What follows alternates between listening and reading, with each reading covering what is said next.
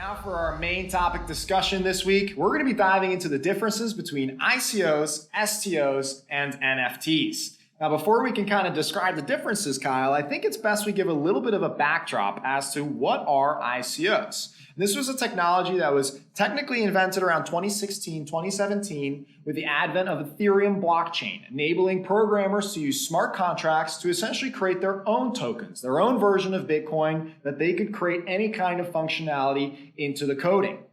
And therefore, we saw thousands of different ICOs launch as a result. As long as you were able to have a digital wallet, you could buy into one of these token sales that became ICOs when they first issued them. And as a result, Kyle, I'm sure you saw all kinds of use cases from saving the world to digitalizing various different aspects of industry. The problem was that none of these tokens ultimately came to fruition because of a lot of different rules that they ended up violating. It's a lot like owning a website where you can go ahead and register your domain and start selling things if you'd like, or sharing information. Just make sure that you're not violating any laws. You can't be doing anything illegal on your website, or you'll get the FBI or the SEC or any regulator to come and close down on you. And that's exactly what happened to many, many different ICOs. Some were outright scams. Others simply violated securities laws unknowingly, and many of them are still currently trying to figure out exactly where they fall. Isn't that right, Kyle? Absolutely. So there were definitely, I think it was the Wild West is what they always would refer it to. And the reality was we had created this digital money and all these assets that were out of thin air almost essentially. And so many people felt like they didn't need to follow any laws because it was all made up and this was all created fresh. And so while there were some examples of things that were done that were not with securities laws and were not following the compliance that you need to, there was really some innovation in the ICO phase in determining how this technology could work. We've created digital assets that were permissionless, that didn't need anyone's oversight or didn't need any regulatory approval, and could figure out how to transfer that from one person to another in a cost-effective, immediate way. This is that settlement process that we talk about all the time, making sure that it happens immediately, making sure that we're doing this cost-effectively, quickly, across borders. Anyone around the world could trade overnight these assets. Then while these assets themselves had no underlying representation or no real investment opportunity there at all, the technology itself was proven here. It's kind of like the blockchain payment layer that we were able to establish with the ICO phase. And so while many of these things didn't work out and they've been kind of crashing over the last couple of years, the technology and the underlying technology there was able to be used and salvaged in what we now see in security tokens. In fact, I'd say in 2018 was really when we started to saw this change, as we saw the SEC get very active in starting to enforce, doing their job, and many of these ICOs that ended up violating these various securities laws. And that's where we started to see some clarity, where ICO issuers started to learn that, hey, just because I have a token doesn't mean I don't have to follow the rules. And therefore, the scrutiny came around the use case for the token. So when we talk about ICOs, even though we're really talking about any type of token, we're usually referring to what's known as utility tokens or payment tokens, in a sense where they typically don't either have any regulations to follow at all, or they're following the payments layer, as you just mentioned, for the various different jurisdictions around the world.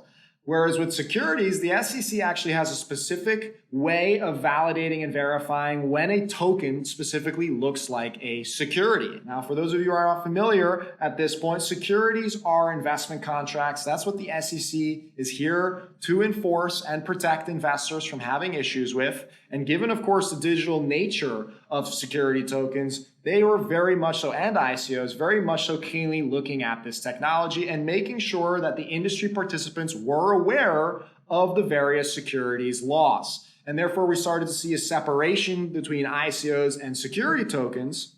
And now we have this new emergence of NFTs, which actually aren't technically utility tokens or security tokens at all, because NFTs stand for non-fungible tokens. So by design and by definition, they're actually each token being is unique.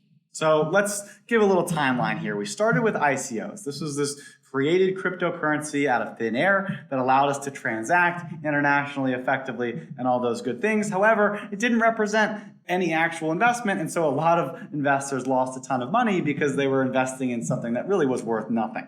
Then we move into security tokens. The idea here was that at the start is that it was very compliant, that we were following all the securities laws, we were following the SEC's rules, but really now it's evolved into actually these asset-backed investments. So you want to buy into equities, you want to buy into real estate, or many of the thousands of exciting use cases we cover here on the podcast. That's what a security token is you're buying into a security, which is that definition, the financial definition of an investment contract into something cool.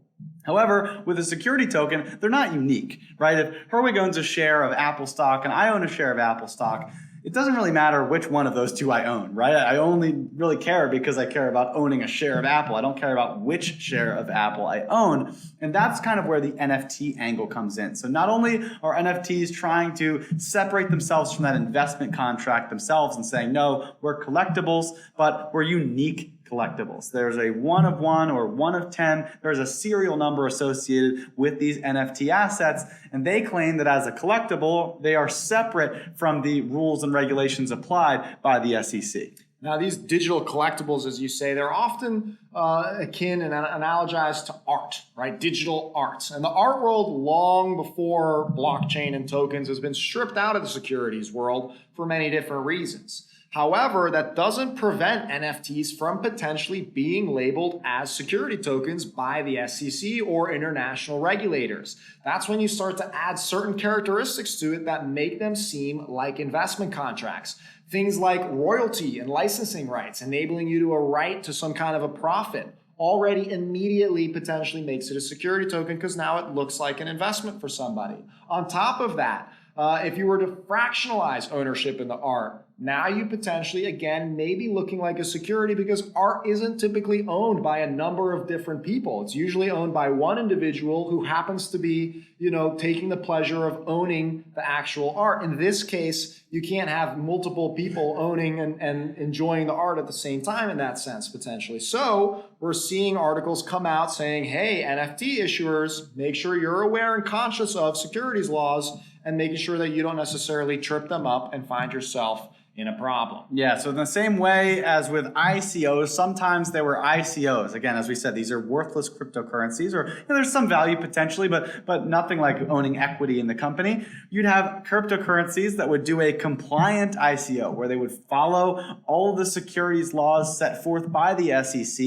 and then they would say, no, we're a security because we're following the compliance requirements. And the answer there is no. No, it's not a security token because it doesn't represent that underlying asset. It's still just a compliant ICO. In the same way, beware with NFTs. If the NFT does give you financial rights or some kind of right to the underlying asset or some kind of financial gain, that could be a security token. That is a security token. Make sure that they're following the compliance regulations set forth by the SEC. On the flip side, just because they follow those laws doesn't necessarily make it a security token. It may just be a compliant NFT, which isn't the worst thing either. Correct. I mean, I think we saw with Blockstacks, this is a great example. This is an ICO that did a compliant offering. They registered with the SEC. In their prospectus, they said, look, we don't consider this to be a security, but we're going to be proactive. We're going to be cautious just in case we do. Meanwhile, we're going to hopefully reach what we consider as decentralization, a term that the SEC actually uses to refer to what potentially is a true utility token. And therefore, actually, most recently, we saw Blockstacks say, hey, by the way, SEC, we consider ourselves decentralized and no longer a security. So that's going to be an interesting use case to follow through. But let's review, everybody. To start out, we got ICOs. It's a technology that anybody can leverage and has nothing to do with current regulations or laws.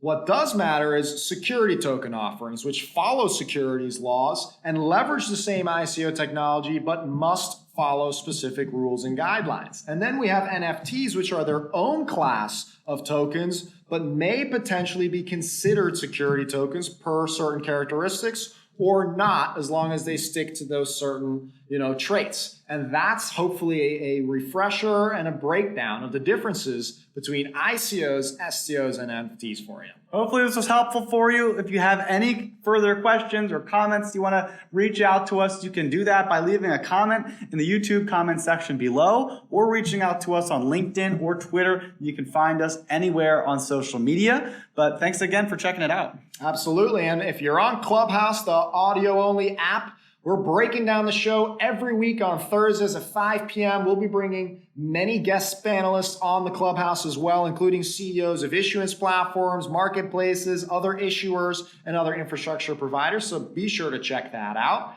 And otherwise, get your trading information, get the latest news, go to stomarket.com for all of that. And hopefully we'll catch you next week on Tuesday for episode 93.